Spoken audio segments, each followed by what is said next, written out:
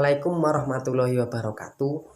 Perkenalkan, nama saya Syahidan Ihsan Amin dari program studi pendidikan guru madrasah ibtidaiyah dari Fakultas Tarbiyah dan Ilmu Keguruan dengan nomor induk mahasiswa 20510104014. Di sini saya akan mempresentasikan tugas Pancasila, yaitu dasar pembentukan Pancasila. Baik, pada tanggal 8 Maret tahun 1945, Indonesia menjadi wilayah Jepang. Hal ini dikarenakan adanya Perjanjian Kalijati di Subang, Jawa Barat. Perjanjian Kalijati tersebut ialah Belanda menyerahkan wilayah atas Indonesia kepada Jepang tanpa syarat di Kecamatan Kalijati, Subang, Jawa Barat pada tanggal 8 Maret tahun 1945 dengan semboyan 3A. Semboyan 3A tersebut ialah 1. Jepang Pelindung Asia, 2. Jepang Pemimpin Asia, 3. Jepang Cahaya Asia. Semboyan ini semata-mata hanya memikat hati rakyat.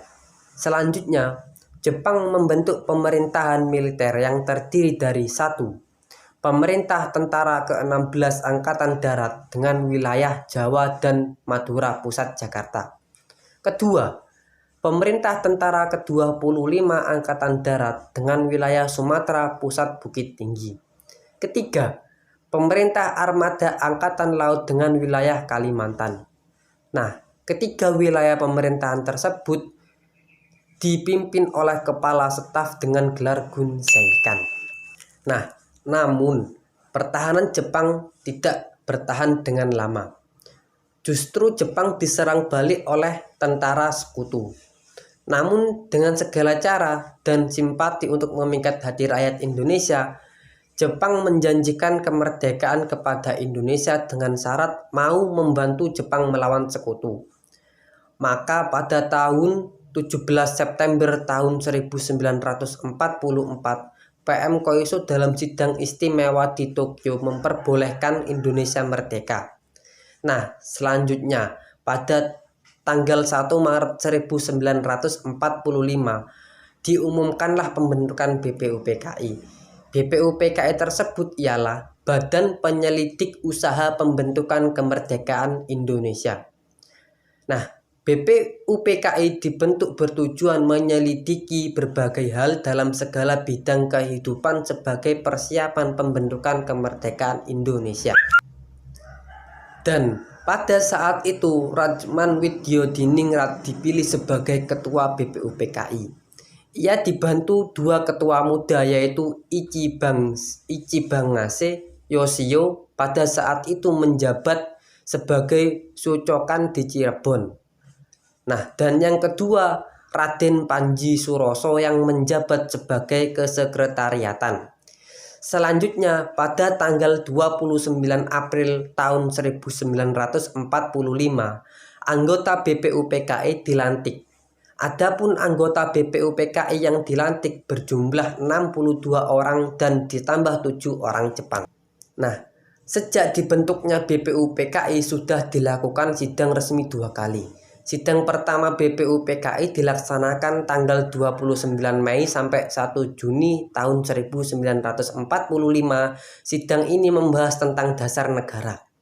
Sedangkan sidang kedua BPUPKI dilaksanakan tanggal 10 sampai 17 Juli tahun 1945. Sidang ini juga membahas tentang rancangan Undang-Undang Dasar Negara. Dan setelah itu ada pertemuan-pertemuan kecil yang tidak resmi. Sidang resmi yang dilakukan BPUPKI dilaksanakan di gedung Chow Sang In yang sekarang menjadi gedung Pancasila. Nah, kemudian Muhammad Yamin, Supomo dan Soekarno mengajukan rumusannya tentang dasar negara pada tanggal 29 Mei tahun 1945. Muhammad Yamin mengusulkan 5 dasar negara, yaitu 1. Peri kebangsaan, 2. Peri kemanusiaan, 3. Kesejahteraan rakyat, 4. Peri kerakyatan, 5. Peri ketuhanan. Nah, selanjutnya pada tanggal 31 Mei tahun 1945, Profesor Dr. Supomo dalam pidato singkatnya mengusulkan 5 asas. 1. Persatuan. 2. Kekeluargaan. 3. Keseimbangan lahir batin. 4. Musyawarah. 5. Keadilan rakyat.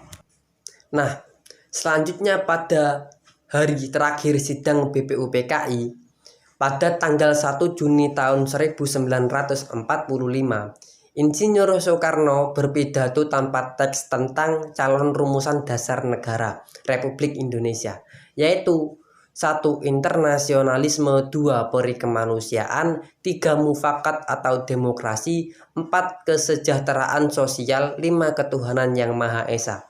Nah, kemudian untuk memberikan nama pada kelima dasar tersebut, diusulkanlah istilah Pancasila. Nah, pada tanggal 1 Juni 1945 dianggap sebagai hari lahirnya Pancasila sebagai dasar negara Indonesia. Untuk mengenang pidato Soekarno tersebut, maka pada tanggal 1 Juni diperingati sebagai hari lahir Pancasila. Ringkasan dari Pancasila disebut Trisila, yang isinya sebagai berikut. 1. Sosionasionalisme. 2. Sosiodemokratis. 3. Ketuhanan. Menurut Soekarno, Trisila disingkat lagi menjadi Ekasila, yaitu gotong royong. Prinsip Ekasila adalah mendirikan negara gotong royong, artinya satu untuk semua, semua untuk satu, dan semua untuk semua. Itulah presentasi saya. Kurang lebihnya saya mohon maaf sebesar-besarnya. Wabillahi taufik walhidayah. Wassalamualaikum warahmatullahi wabarakatuh.